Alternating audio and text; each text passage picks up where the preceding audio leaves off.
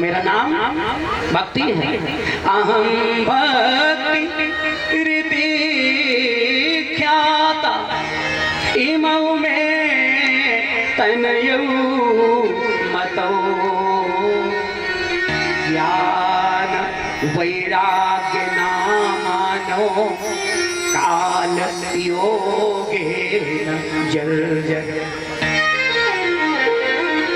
बाबा मेरा नाम भक्ति है और ये सब जो देवियां बैठी हैं ये कौन है? भक्ति देवी ने कहा ये सब गंगा यमुना नर्मदा ताप्ती आदि नदियां हैं जो देवी के रूप में विराजमान हैं। ये सब मुझ भक्ति की सेवा में लगी हुई हैं। तो बाबा ने पूछा ये दोनों जो वृद्ध हैं ये कौन है जो बूढ़े लेटे हैं? ये आपके किस संबंध में होते हैं? क्या नाम है इनका? भक्ति देवी ने कहा एक का नाम ज्ञान है और दूसरे का नाम वैराग्य है। ज्ञान वैराग्य नामानो मेरे दोनों बेटे हैं। इमौ में तनयौ ये मेरे तनय हैं, बेटे हैं। एक का नाम ज्ञान है और एक का नाम वैराग्य है। और बूढ़े बेटों को बूढ़ों को जब देखा कि ये तो देवी अपने पुत्र बता रही है तो नारद बाबा सोच करके कहने लगे भक्ति माता मैंने झूठ बोलने वाले तो बहुत देखे लेकिन आप अपने को भक्ति कहती हो और आप भी झूठ बोल रही हो। माता ने कहा मैं कब झूठ बोल रही हूँ? बोले ये बेटे हैं आपके, आप कहती हो इमौ में तनयौ मतो ये मेरे दोनों पुत्र हैं। पुत्र ऐसे ये सफेद दाढ़ी वाले बूढ़े जिनके मुंह में एक दांत नहीं, ये पुत्र हैं। आप अपने को माँ कह रही हो, आप देखने में 16 वर्षीय लग रही हो। तब तो आंखों से आंसुओं की धार बहने लगी और भक्ति माता ने हाथ जोड़ करके कहा बाबा मेरे रोने का यही तो कारण है। क्यों? संसार में घटते जरठा माता तरुणों तनया भीति। घटते जरठा माता समाज में माता बूढ़ी और पुत्र जवान देखे जाते हैं लेकिन यहाँ सारा का सारा सब उल्टा हो गया है। उत्पन्ना द्रविड़े साहम बाबा मैं द्रविड़ में उत्पन्न हुई। वृद्धिम कर्नाटके गता मैं कर्नाटक आदि प्रदेशों में आई तो मेरा बड़ा सम्मान हुआ। मुझ भक्ति को करने वाले चाहने वालों की अपार भीड़ थी। क्वचित महाराष्ट्र और जब मैं महाराष्ट्र आदि में आई तो कहीं कहीं वहां भी मेरे चाहने वाले बहुत थे। ये मेरे दो पुत्र, एक का नाम ज्ञान और एक का नाम वैराग्य। तो कहीं कहीं मुझ भक्ति का तो क्वचित महाराष्ट्र में कहीं कहीं मेरा तो सम्मान हुआ।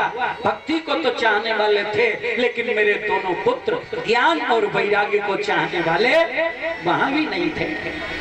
और बाबा आपको तो पता है जब कोई व्यक्ति समाज का सामने वाले से बोलना बंद कर दे, उसका सम्मान करना बंद कर दे तो प्रतिष्ठित व्यक्ति जब उसका सम्मान होना बंद हो जाता है, जब उसको लोग समाज के पूछना बंद कर देते हैं तो वह समय से पहले ही कमजोर हो जाते हैं। क्यों? क्योंकि प्रतिष्ठित व्यक्ति की जब प्रतिष्ठा नहीं होती तो वो अंदर ही अंदर मलिन होने लग जाता है, अंदर ही अंदर टूटने लग जाता है। और यही मेरा भी हाल हुआ। गुर्जरे जीर्णताम्रता मैं गुजरात आदि में आई तो जीर्णताम्रता मैं जीर्ण शीर्ण हो गई, मैं बूढ़ी हो गई। मुझे कोई चाहने वाला नहीं था, मुझ भक्ति को कोई करने वाला नहीं था, मेरा कोई प्रेमी नहीं था। नारद बाबा बोले आप भी बूढ़ी हो गई? बोले हाँ। तो फिर अब आप बूढ़ी दिख तो नहीं रही हो, आप हैं तो 16 वर्षीय। हाथ जोड़ करके रुदन करती हुई भक्ति माता बोली बाबा नारद मैं इसलिए यहाँ युवती हो गई क्योंकि ये वृंदावन का प्रभाव है। आप सब जानते हो यदि कोई रिक्शा वाला भी चलेगा ना और सामने वाले से साइड मांगेगा, पास मांगेगा तो यही कहेगा राधे राधे। माँ आपसे भी कोई बोलेगा तो राधे कहकर संबोधित करेगा। जहाँ डाल डाल और पात पात पर राधे राधे होए, ये राधा जी की भूमि है, ये पवित्र भक्त राधा जी की नगरी है। इसलिए यहाँ मुझे चाहने वाले हैं और यहाँ वृंदावन के प्रभाव से मैं तो युवती हो गई बाबा, लेकिन मैं इसलिए रो रही हूँ कि इस वृंदावन में भी कोई मेरे पुत्रों को ज्ञान और वैराग्य को स्नेह करने वाला यहाँ भी कोई मुझे आंखों से दिखाई नहीं देता। बाबा अब आप मिले हो ना, तो आप ही कुछ करिए। नारद बाबा को लगा संत हृदय नवनीत समाना, लाओ मैं कोशिश करूं और कोशिश करके ज्ञान वैराग्य को जगाऊं, इनको तरुण बनाऊं। उन बूढ़े ज्ञान वैराग्य के कानों के पास अपना मुख ले गए और नारद बाबा ने जगाने की कोशिश की। थोड़ा सा ध्यान देंगे आप लोग, जगाया किसको जाता है?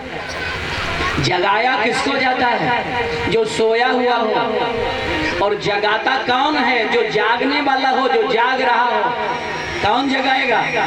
जो जाग रहा है, वो सब देख रहा है। जो सब देख रहा है वो जाग रहा है, और जो देख रहा है बोलो वही तो आंखों वाला है। तो जगाएगा कौन? जो आंख वाला है, जो देख रहा है, जो जाग रहा है, वही जो सो रहा है उसको जगाने का काम